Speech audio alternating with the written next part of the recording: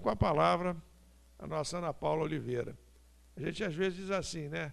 Podia dizer que a Ana Paula é filha do Jadiel. Não, vou dizer o contrário, o Jadiel é pai da Ana Paula. Então a Ana Paula hoje está aqui para nos trazer a mensagem dela.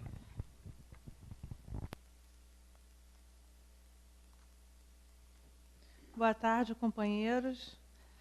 Obrigada pela jovem. Eu já estou quase dobrando ali o cabo da boa... Já estou chegando lá. O pessoal diz que eu não pareço, mas já estou indo, já estou me aproximando. Gente, hoje nós vamos falar sobre o capítulo 26 do Evangelho, os itens 1 e 2, dom de curar. Primeira coisa que nós temos que saber, e eu sempre falo isso, que em doutrina espírita, todos nós sabemos. No começo a gente chega na casa espírita, assiste palestra, e se nós tivermos algum problema, a gente conversa, nós somos confortados. E depois o que é que o pessoal da casa espírita fala? Estudem. Não há como nós escaparmos disso, do estudo. Ah, mas aí com o estudo a gente então vai ficar afiado na doutrina espírita. Não. A gente vai saber um pouquinho mais. Mas a gente tem sempre que aprender cada vez mais. E esse tema de hoje é um desses temas que a gente estuda, mas é preciso que a gente leia muito. Tem livros que a gente ainda não teve acesso, que a gente ainda não leu, mas nós também vamos tirando nossas conclusões. Claro que baseados na doutrina espírita. A doutrina espírita nos permite isso. Nós chegarmos às nossas conclusões. As coisas são trazidas para a gente, a base é trazida para a gente, mas nós temos que nos aprofundar, nós temos que estudar. Nós temos esse trabalho, mas a gente vê que não é só em doutrina espírita, em tudo. A medicina é assim, os cientistas não chega um espírito para o cientista e fala assim, olha, faça isso, aquilo, outro. Não. Muitas vezes, se nós formos ver aí a biografia de vários cientistas, médicos, eles vão por um caminho, aí de repente eles olham, bom, não era por aqui, deixa aí, tem a intuição, a ajuda do plano espiritual, mas o trabalho, a ação é deles. E nós temos que também fazer a nossa parte. Nós temos que ter esse trabalho de pensarmos, de avaliarmos e de chegarmos às nossas conclusões, baseados na doutrina espírita. Porque às vezes a gente vê muita coisa que realmente vai de encontro ao que a doutrina espírita está falando. Então nós temos que ter esse cuidado. Mas nós não botamos um ponto final, tem assuntos que nós ainda estamos caminhando, estamos tateando. E nós trouxemos hoje o fruto dos nossos estudos, baseados, claro, na doutrina espírita, em livros aí auxiliares que nos trazem aí essa ajuda para chegarmos às nossas conclusões. E temos que sempre estudar, como nós dissemos, não tem um ponto final das coisas, a gente tem que estar sempre estudando, e às vezes uma coisa que é difícil para a gente agora, amanhã vai ser mais fácil. Às vezes as pessoas vêm falar comigo, puxa, depois de palestra, poxa, eu tenho dificuldade, mas não é só você não, eu também tenho. A gente estuda e tem dificuldades em certos pontos, e às vezes você conversa com outra pessoa, puxa, isso daqui eu não tinha pensado nisso, deixa eu ir por esse caminho. Às vezes a gente lê alguma coisa, é isso daqui, agora já estou entendendo melhor. É assim que nós vamos galgando e acumulando conhecimento. E a inteligência é isso, é esse acúmulo de conhecimento. Então, quanto mais nós estudarmos, nos dedicarmos, e nós mesmos vamos sentindo essa necessidade de estudarmos, porque começam a vir questionamentos, a gente mesmo se faz perguntas, mas por que é isso? Aí vem lá o livro dos Espíritos, você lê aquilo, mas aí começam a vir perguntas que não estavam ali, e você começa a se questionar. É isso que os Espíritos querem, que nós nos questionemos, que nós perguntemos, que nós façamos um esforço para conseguirmos chegar nas respostas. Então, o Evangelho vem falando da passagem de Jesus, que ele chama lá seus discípulos e fala assim, olha, vocês agora vão sair, vão divulgar a Boa Nova, vão chamar as minhas ovelhas perdidas, para que elas conheçam o reino de Deus. O reino dos céus já está aqui, então, por favor, espalhem essa boa nova, essa notícia, para que as pessoas tenham conhecimento disso. E além de ensinar, de espalhar essa notícia, vocês vão curar e vão também fazer o trabalho de expulsar os demônios. E aí, no final, Jesus fala assim: dai de graça o que de graça recebeis. E aí, o que a gente começa a pensar? Bom, dom de curar, a cura, né? Primeiro, a cura física. A cura que ele fala assim, vocês vão curar, vão promover isso nessas pessoas, nessas minhas ovelhas perdidas. Ninguém quer ficar doente do corpo físico. Vamos falar primeiro no corpo físico. Ninguém quer ficar doente. A doença é necessária, é o remédio amargo, mas ninguém fica assim, meu Deus, aí reza de noite, por favor, amanhã me dê uma doença. Ninguém faz isso. Ninguém pede doença. Pelo contrário, quando a gente está doente, a gente pede o quê? Meu Deus, por favor, me livre dessa doença. Né? A gente pede quando a gente está em cima no plano espiritual. Depois que a gente está aqui encarnado, a gente pede para a gente se ver livre dessa doença, dessa dor, desse sofrimento, seja ele qual for. E no caso aqui, essa dor física, a gente pede, se ninguém quer sentir nenhum tipo de dor. Eu tenho uma enxaqueca diária. Quem tem enxaqueca sabe o que é isso. Né? Então, eu não peço, já fiz tratamento, tomei remédio que me fez pior ainda. Eu tomei uma vez um remédio, que aí eu fui deitar, e aí eu comecei a sentir uma dormência vindo do pé e subindo. E meu marido na cozinha. Eu falei, bom, quando chegar na cabeça, Deus. E eu não tinha nem força para chamá-lo. Então eu comecei a sentir uma dormência, um torpor, foi subindo. E eu pensando assim, bom, quando chegar aqui em cima, tchau, entendeu? Porque já era. Ninguém quer ficar doente. E aí os espíritos falam assim para a gente. Nós sabemos disso, nós temos 2 princípios que a espiritualidade fala para a gente. 2 princípios.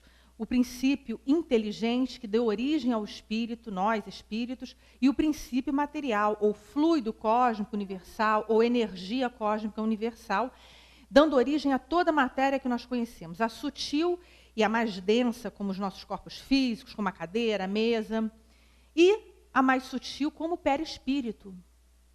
E esse perispírito, o conhecimento do perispírito é importante porque está diretamente relacionado à cura. E aí o que acontece? Esse perispírito está saturado de uma substância chamada fluido vital, energia vital, fluido magnético, fluido elétrico animalizado. E isso é extremamente importante, é a base para toda a cura do corpo físico. Nós, uma vez que adquirimos o perispírito, nós nunca mais perdemos o perispírito. Isso é que tem que ficar bem fixado para a gente. Nós nunca mais perdemos. O que acontece é que ele vai se tornando cada vez mais sutil e vai deixando transparecer cada vez mais o espírito, a luz do espírito. Mas os espíritos são taxativos em dizer que nós nunca perdemos o perispírito. E aí o que acontece? Esse perispírito ele tem essa capacidade de se expandir. E aí ele se expande e entra em contato com o corpo doente daquela pessoa que está adoecida, e ele infiltra esse fluido vital, essa energia vital naquele corpo físico e transforma aquela molécula malsã numa molécula sã. Isso é possível? Sim. No livro dos médiuns vem falando dessa transformação das propriedades da água, se é possível os espíritos transformarem as propriedades da água, também é possível que se transforme as propriedades das moléculas físicas do corpo físico. Então, há essa possibilidade, está lá no livro dos Espíritos. Então, a gente tem que saber que a base de todo o processo de cura está no perispírito, na energia vital que existe no perispírito. Todos nós encarnados temos energia vital, fluido vital? Sim. E os espíritos desencarnados? Sim, eles também têm, só que a energia vital desses espíritos desencarnados é diferente da nossa. Nós estávamos vendo um artigo na internet interessante sobre isso, porque causa um pouco de confusão. E aí é justamente essa energia vital do espírito desencarnado, ela é para energizar o perispírito. Já a energia vital que nós possuímos é para animalizar a matéria, para podemos viver, né? Estarmos aqui animados. E é claro que ela é mais densa que a energia vital de um espírito desencarnado. Por isso que tem que haver a comunhão dessas 2 energias. Os espíritos falam no processo de cura, muitas vezes precisa haver aí, porque o espírito sozinho, desencarnado, É possível? Sim, claro que é. Mas, na maioria das vezes, há essa união da energia vital do espírito com o fluido vital, a energia vital de nós encarnados, do médium ou do magnetizador. E aí o que acontece? Quando a gente está falando em magnetizador, o que é magnetizar? É você influenciar outrem. Você pode influenciar organicamente ou psiquicamente uma outra pessoa.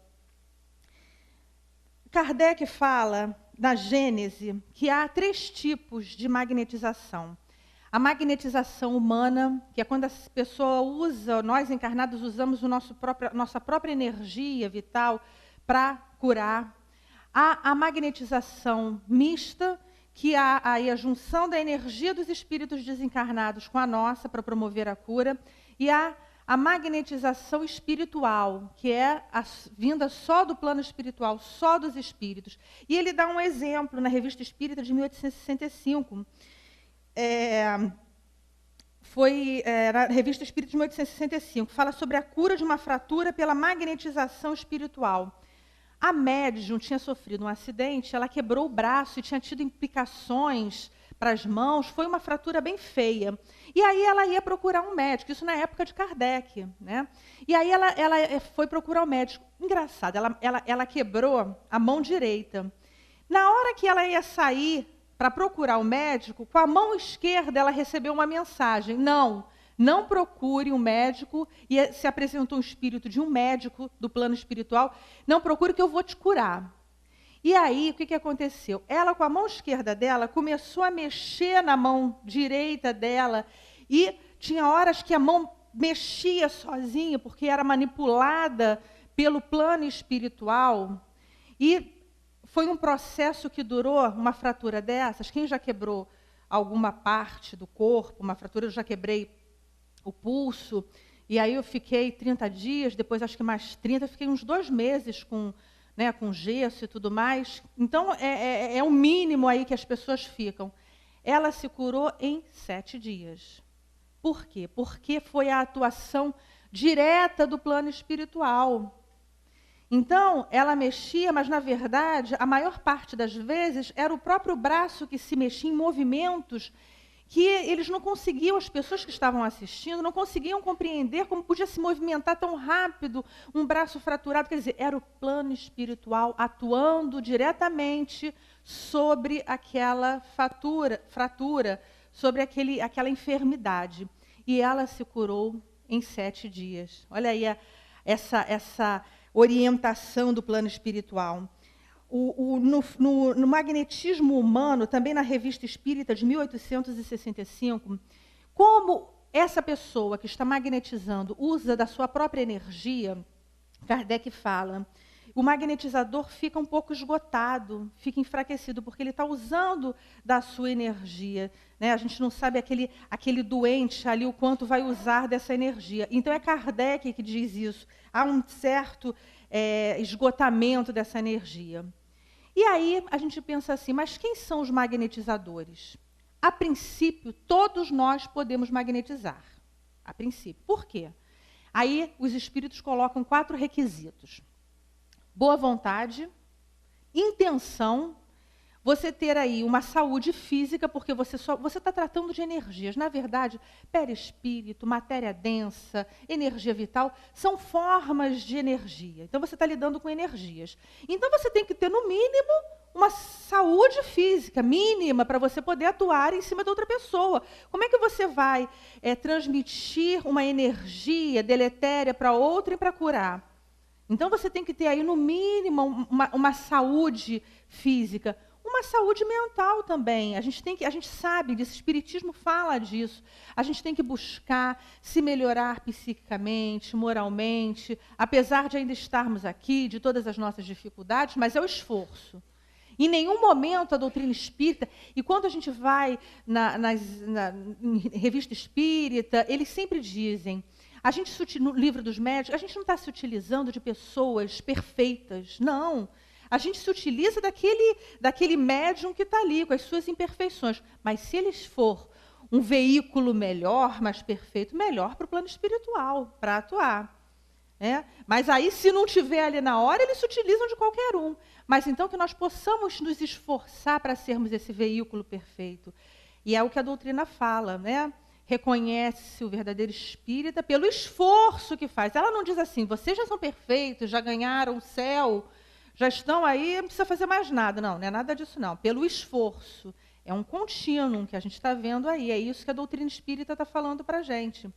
E essa magnetização, quanto mais puro esse corpo físico, psiquicamente, a boa vontade, a vontade de ajudar, mais rápido ele pode atuar em relação àquela pessoa. Isso magnetizador. Mais rápido pode ser essa cura aí dessa pessoa, desse doente. Por quê? Porque a magnetização está no Livro dos Médiuns.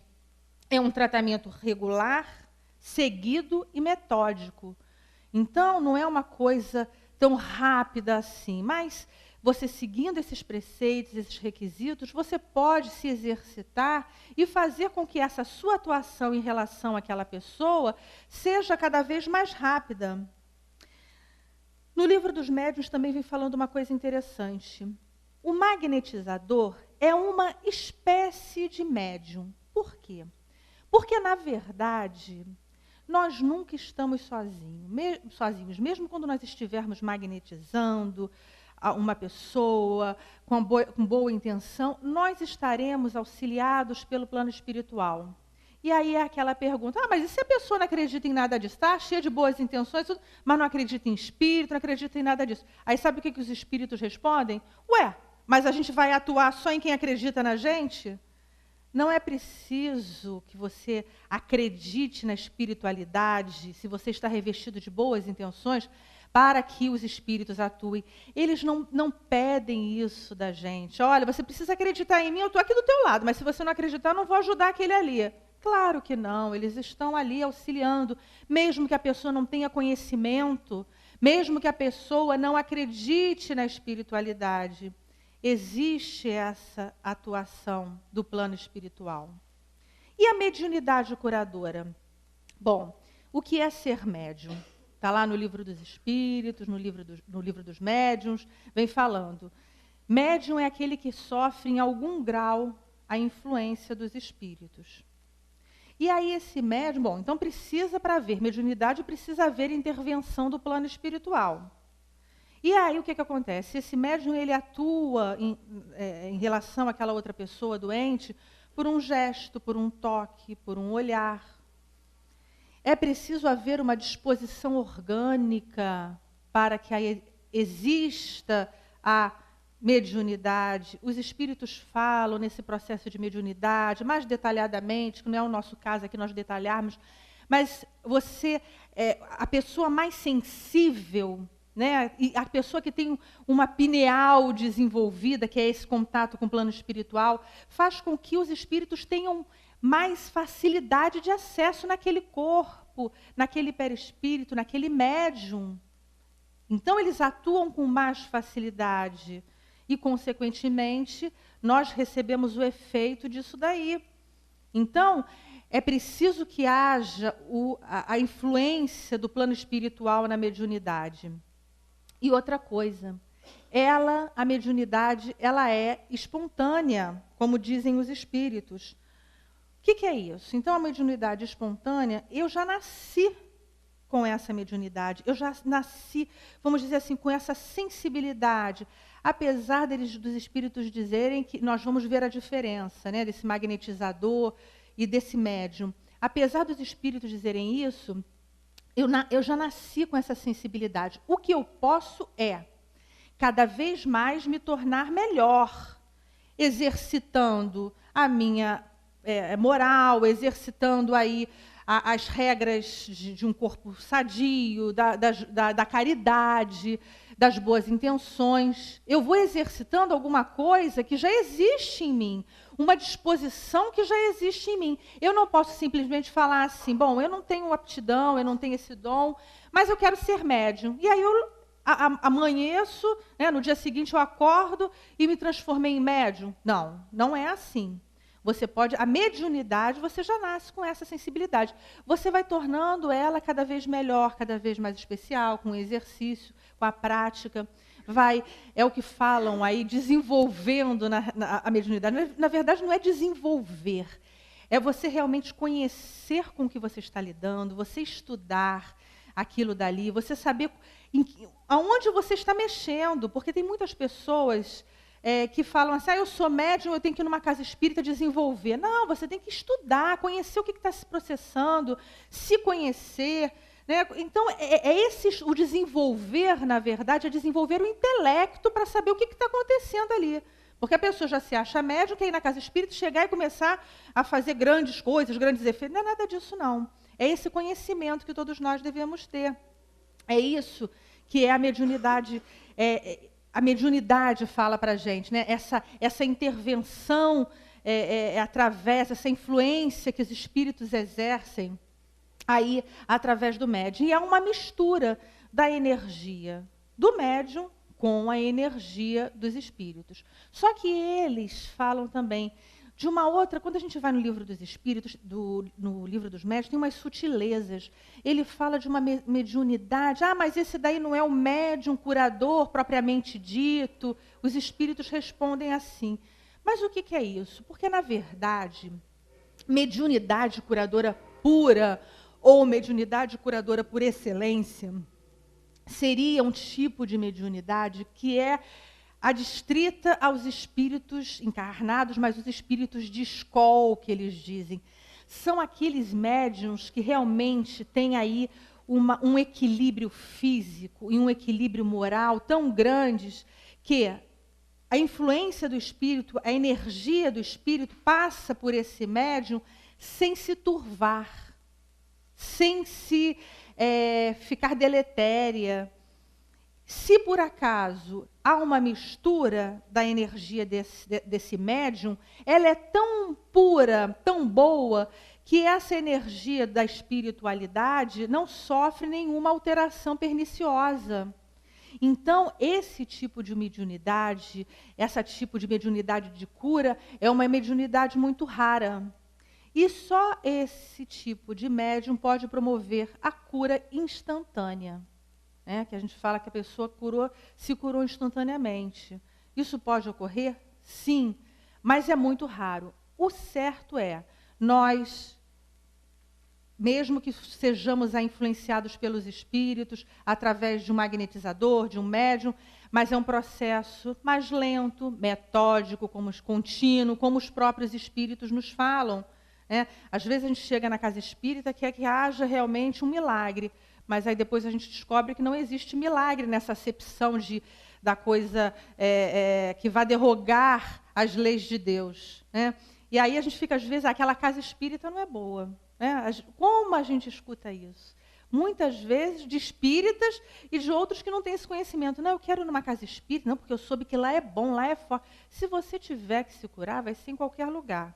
Não precisa ir numa casa espírita, uma é mais forte, a outra é menos forte. Não tem isso, não. Então, a gente tem que tomar muito cuidado, porque a gente encontra pessoas, a gente tem que saber que doutrina é essa, porque as pessoas vêm perguntar para a gente. Se elas ainda não chegaram, uma hora elas vão chegar e vão perguntar. E aí a gente vai falar assim, eu não sei. Claro que tem coisas, se me perguntaram, eu falar, não, isso daí eu não sei, eu vou procurar e tudo. Mas tem coisas assim mais básicas que muitas vezes a gente se pega, puxa, ele me perguntou isso, eu não sei, eu estou numa doutrina e não sei do que se trata, eu não sei do que é isso. E aí nós vamos falar dessas diferenças. O que é dessa mediunidade e magnetização? Na mediunidade, claro, como nós dissemos, tem que haver a influência dos espíritos. Na magnetização, a energia só da pessoa, daquela pessoa encarnada, só está deixando passar a sua energia. Na mediunidade, você pode perder ou ver suspensa a sua mediunidade. Quando é magnetização, não, porque você está usando só a sua energia. Já na mediunidade, não. Se você não entrar na linha, se você não estiver seguindo um caminho bom, o que os espíritos fazem? Deixam de te influenciar. E aí acaba. Acaba a mediunidade, acaba a influência, acaba, vamos dizer, entre aspas, o seu poder de curar. E isso depende de nós. Somos nós que afastamos essa influência do plano espiritual, essa ajuda aí do plano espiritual, né? Ou se nós é que ajudamos, na verdade, o plano espiritual a atuar, melhor dizendo, né?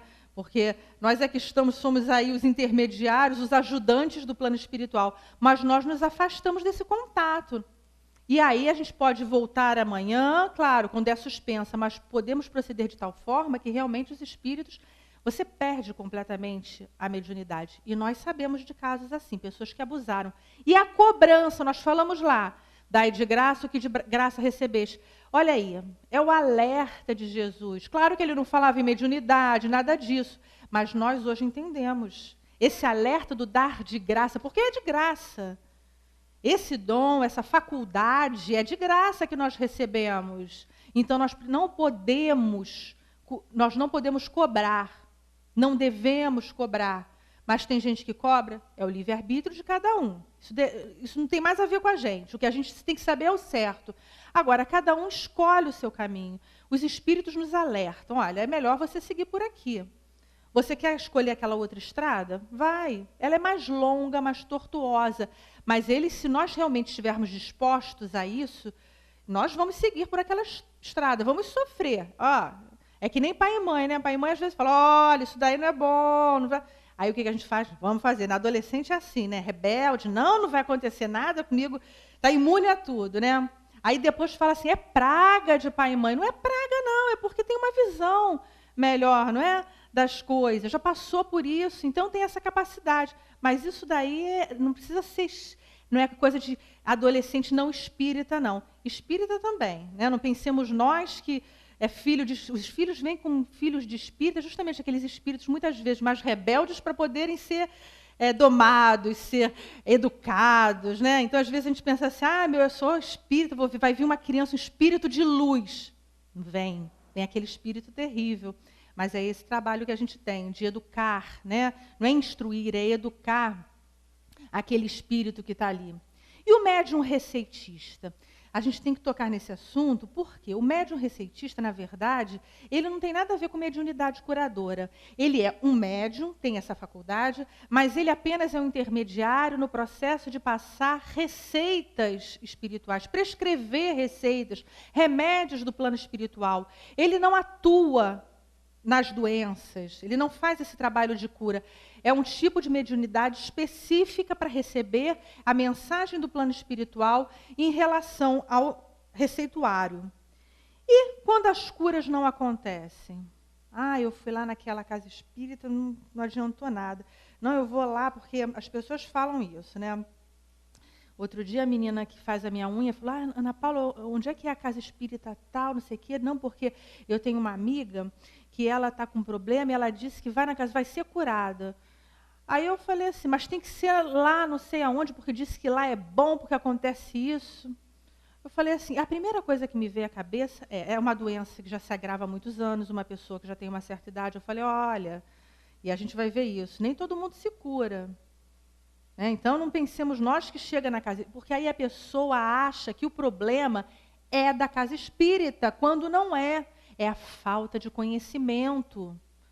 É a falta de conhecimento. Então, as curas não acontecem muitas vezes, por quê? Aquela pessoa que é o médium, o magnetizador, ele não está com todos esses requisitos preenchidos, né? Não tem boa intenção, não se cuidou como deveria se cuidar. E outra coisa que os espíritos nos falam, médium, magnetizador, qualquer um de nós, essa pessoa, esse ser que está atuando, ele não é Deus. Não é Deus. Então não há uma pessoa que cure tudo, que promova isso de uma maneira assim, geral. Isso não existe. Outra coisa que os espíritos nos alertam, nós que estamos recebendo essa energia, podemos ser refratários. Como eu sou refratária? Quando eu não acredito, eu me fecho. Imaginemos nós, eu estou sentada recebendo um passe. Uma pessoa que vem de uma outra religião ou que esteja com um sentimento ruim, de raiva, alguma coisa, não vai adiantar nada, eu não quero... Vai entrar, você não permite, é você que permite ou não que essa energia entre. Não é o espírito ou o magnetizador que está errando, não. Somos nós. A energia vem, É físico isso. Ela vem e é refratária, ela volta. Ela não penetra em nós, porque nós nos fechamos para isso. Então, a fé é imprescindível na cura, alertam os espíritos. Nós temos que atentar para isso, que a fé é imprescindível na cura. E há casos em que as pessoas realmente têm que passar pela doença. Não há como nós fugirmos disso. É o remédio amargo.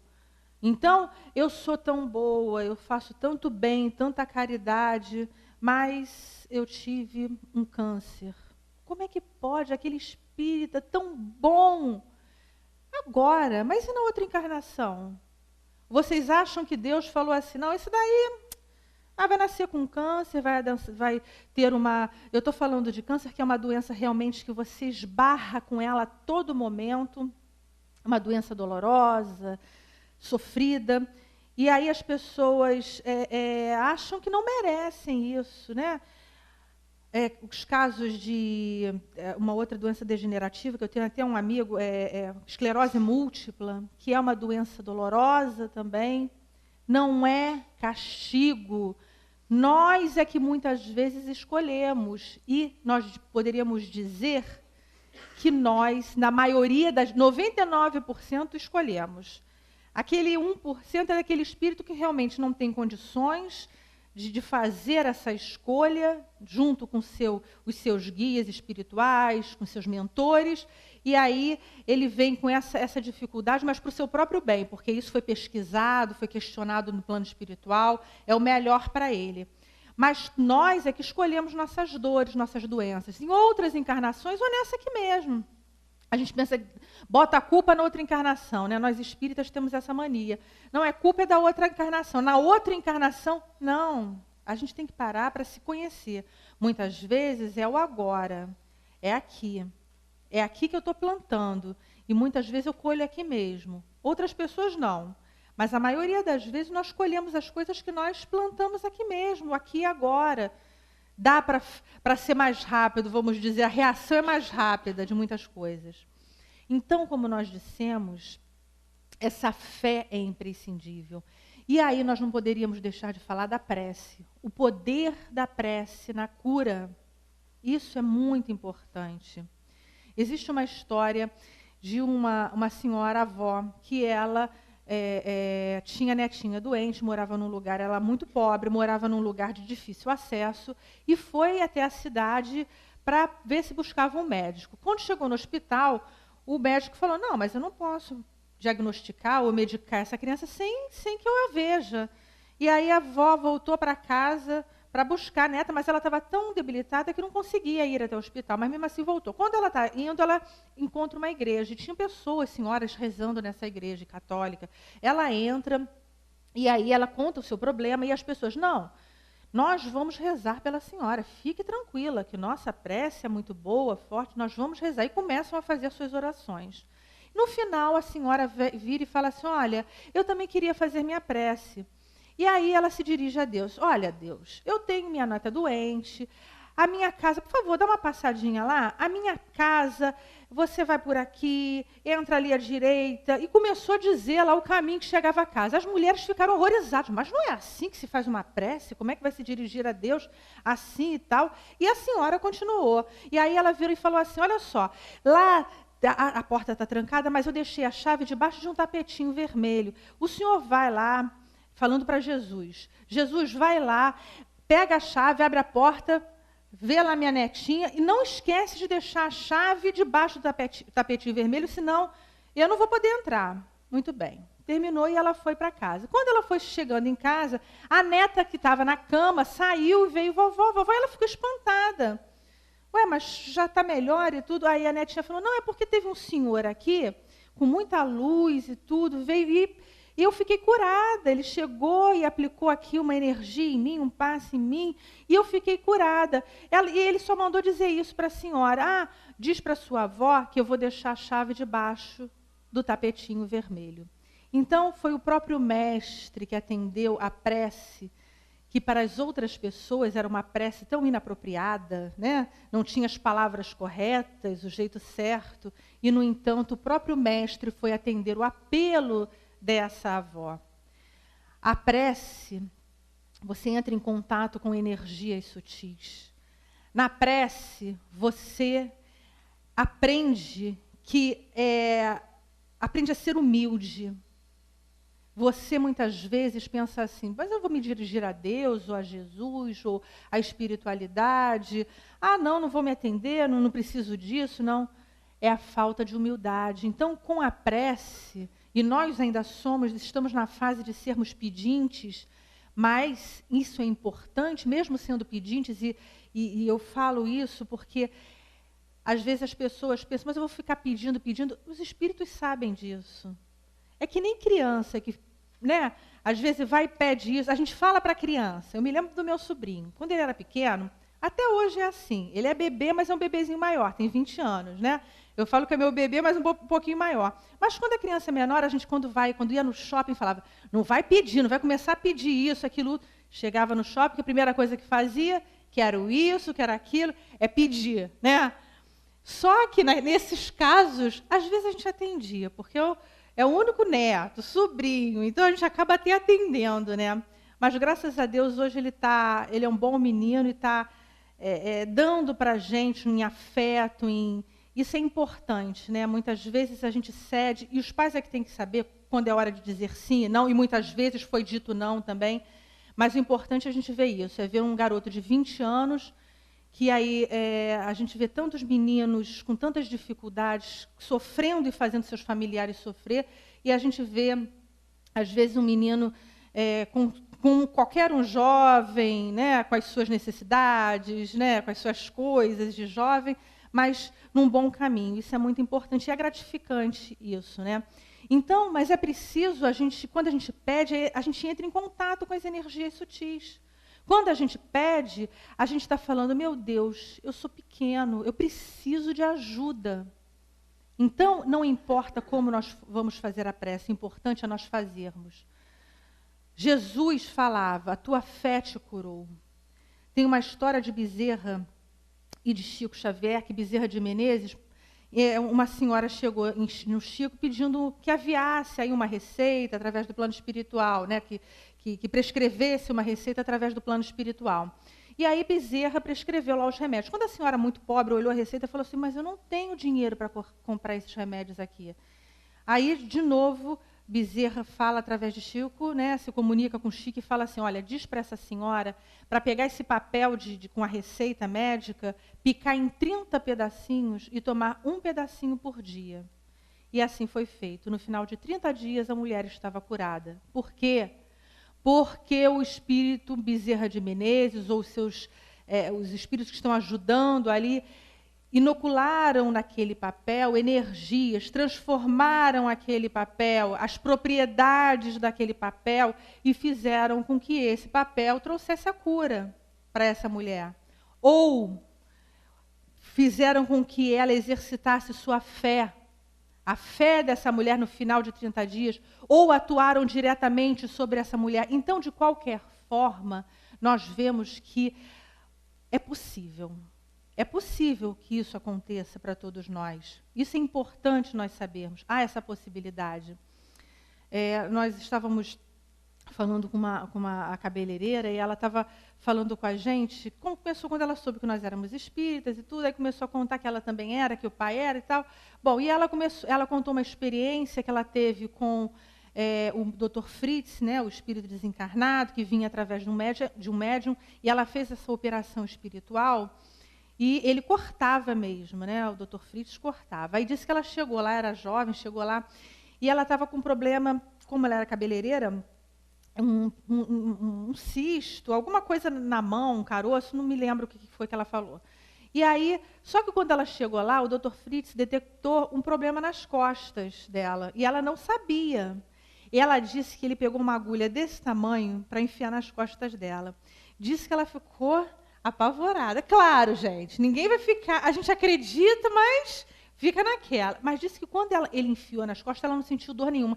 Ela sentia mexer, que estava mexendo ali, mas não sentiu dor nenhuma. E enfiou em mais de um lugar, e depois foi para as mãos. Quando chegou na mão, disse que ele cortou com bisturi, não era bisturi, ela falou uma outra coisa que ele cortou, agora eu não me lembro o que foi. Cortou a mão dela e disse que começou a sangrar. Não sangue demais, mas sangrou um bocadinho. Aí foi, tirou lá o caroço e tal, botou uma gaze em cima e disse, aí disse que ela falou assim, mas isso está esterilizado? Aí disse que o Dr. Fritz virou e esfregou aquilo no pé, no sapato, falou, olha, está esterilizado a beça. Aí, e ela contando, dizendo, se eu não tivesse vivido isso, eu não poderia dizer que era possível. Aí ela disse que cortou e botou uma gaze por cima. Você fique aí, vá para uma outra sala, não tire a gaze e tudo, e fique ali durante um tempo e tal. Ela foi. Aí disse que a curiosidade, ela pegou e levantou a gaze. Quando levantou a gaze, estava cicatrizado e com a casquinha de ferida já. Isso, 1 hora, 2, um tempo muito curto com a casquinha de ferida. E ela disse que mandou ela ficar em resguardo, se manter sem fazer exercício e tal. Ela disse que no dia seguinte, ela acordou como se tivesse saído de uma anestesia mesmo, anestesia que as pessoas usam aqui nos hospitais e tudo. Ela se sentia saindo dessa essa anestesia. Olha só o plano espiritual atuando aí também.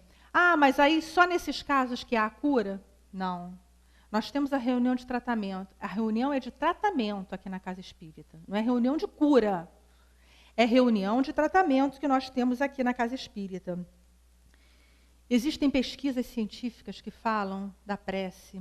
Em 2001, a oração ela estancou num hospital a infecção generalizada. E os coreanos fizeram uma pesquisa com fertilização in vitro e viram que aquelas fertilizações que eram feitas in vitro, que recebiam orações, tinham uma porcentagem muito maior de gerar aí uma gravidez, né, de se transformar numa gravidez bem-sucedida do que aquelas que não recebiam. Um outro físico também fez uma pesquisa com pacientes coronarianos, sem eles saberem. A metade recebia oração, prece, a outra não. Os que recebiam sem saber tiveram uma melhora muito grande na recepção do tratamento, né, do coração. Então, nós vemos aí, existe um japonês chamado Masaru Emoto, ele fala da água. Quando ele fez pesquisas, botava uma água com uma música de bar e a outra com heavy metal. Pegava um outro pote de água com você dizendo muito obrigado e na outra com a voz do Hitler. E aí ele congelava e verificava os cristais da água. Aquelas que eram energizadas pela música de Bach, ou que tinham um pensamento positivo e tudo mais, criavam cristais que são verdadeiros desenhos maravilhosos, harmônicos. Os cristais de água congelada que não tinham isso, eram feios, defeituosos, não tinham uma harmonia, beleza, não tinham. Isso está até na internet, a gente encontra, né, as fotos disso daí, é bem interessante. Nós somos 70% de água. Então, a influência do nosso pensamento, na nossa modificação do corpo físico, nós mesmos, o outro. É importante nós falarmos do passe, como o passe é importante para todos nós, né? Essa energia que o outro está doando gratuitamente, é um momento realmente importante para a gente. Na Revista Espírita de 1867 fala: a água magnetizada nada mais é do que a dissolução do fluido magnético. Então nós vemos a água que está ali fora, que todos nós vamos beber quando sairmos daqui. Na Revista Espírita de 1865, a prece, que é um pensamento, quando fervorosa, ardente e feita com fé, produz o efeito de uma magnetização, não só reclamando o concurso dos bons espíritos, mas dirigindo sobre o doente uma corrente fluídica salutar. Então, olha a importância da nossa prece aí para a nossa cura física. E aí, claro que a gente não pode deixar de falar, para finalizar, sobre a cura moral. Muitas vezes nós não temos a cura física, mas nós recebemos do plano espiritual a cura moral. E o que é a cura moral? É quando nós continuamos com a doença, mas nós aprendemos a ser resignados, a sermos pacientes, a agradecermos a Deus essa oportunidade. Então, meus irmãos, é importante a gente saber disso. Muitas vezes a gente quer essa cura física, mas essa cura física não vai ser boa para nós espíritos. E muitas vezes a cura que nos é permitida é a cura moral. É nós enfrentarmos a dor, por mais difícil, é nós enfrentarmos o sofrimento, por mais difícil que seja, com resignação, confiantes, com fé. A fé é imprescindível na cura. Ah, mas o fulano estava lá e tudo, e desencarnou, mas era espírita, como é que pode? A gente não sabe os desígnios divinos. Muitas vezes nós vemos pessoas que desencarnam, e foi o caso até dessa cabeleireira que ela estava falando comigo, do pai, que era espírita, uma pessoa realmente que estava lá no movimento espírita e tal, e que desencarnou de um pâncreas, de um câncer no pâncreas em 27 dias. Ah, mas como é que pode 27 dias? Gente, ele não sofreu como pessoas sofrem durante muitas vezes anos e meses ali. Então, é um benefício. É que a gente, quando a gente entende isso, quando a gente não quer que os nossos entes queridos passem por isso, e a gente não quer que eles partam para o plano espiritual, isso é óbvio, né? Mas a gente tem que se preparar, porque isso existe, é normal, é natural, é da lei. Não há como a gente ficar aqui para semente. Então, isso vai acontecer. Mas quando a gente vê o nosso amor, né, os nossos queridos sofrendo, a gente também sofre com isso. Depois que passa, é aí que a gente começa, a gente entende que a gente sofre, que a gente fica doído com aquilo, mas depois que passa esse momento, né, mais doído para toda a família ou para a pessoa, a gente começa a perceber que foi melhor para essa pessoa. E depois ela sonhou com o pai, porque ela tem uma mediunidade, mas diz que não tem horário no trabalho, a gente até entende isso, não tem horário para poder estudar, né, e frequentar uma casa espírita, mas ela disse que realmente sonhou com o pai, e o pai dizendo, olha, eu estou bem, agora eu estou partindo, porque a mãe também estava com câncer na mesma época. Então, foi engraçado que ela falou que ficou um mês, depois de um mês ela sonha com o pai, dizendo, olha, agora eu tenho que ir. E aí eu falei, olha, a gente não deve interpretar no sonho de ninguém, né? Mas o que a gente pode dar um pitaco aí é que realmente foi isso. Ele ficou aí um mês, aí, de repente, próximos de vocês, porque a mãe também, a esposa, que eram muito unidos, iam fazer 50 anos de casados, estava ali, ele precisou desse momento também, de repente, para estar ali junto da família, para acalmar e tudo. Mas agora eu tenho que ir para o plano espiritual, eu tenho que trabalhar, estão me chamando. Eu não posso ficar assim, vamos dizer, 24 horas por dia aqui. Quando precisarem, eu estou aqui. Mas eu preciso também continuar vivendo no plano espiritual. Então, meus irmãos, o que nós queríamos trazer era isso. Essa possibilidade, né, nós entendermos o que é a cura, o que é a mediunidade, o que é a magnetização. É um estudo que a gente precisa fazer em casa, quando a gente se aprofundar mais nesse assunto, porque é um assunto difícil, um assunto vasto. Tem livros para isso, né, vários livros da codificação e outros autores também que realmente colocam aí seu pensamento em relação a isso. Então, o importante é sabermos que nós não estamos desamparados, nunca, em nenhum momento. E fazermos a importância da prece e do passe da casa espírita para todos nós. Eu acho que isso é o que tem que ficar, a gente poder aí ter esse momento aí de contato com um plano espiritual, e a cura virá, de uma forma ou de outra. Estejamos certos, mesmo que a gente pense que não, mas a cura virá, seja do corpo físico ou seja do nosso espírito, que estejamos receptivos e abertos a tudo isso. Muita paz.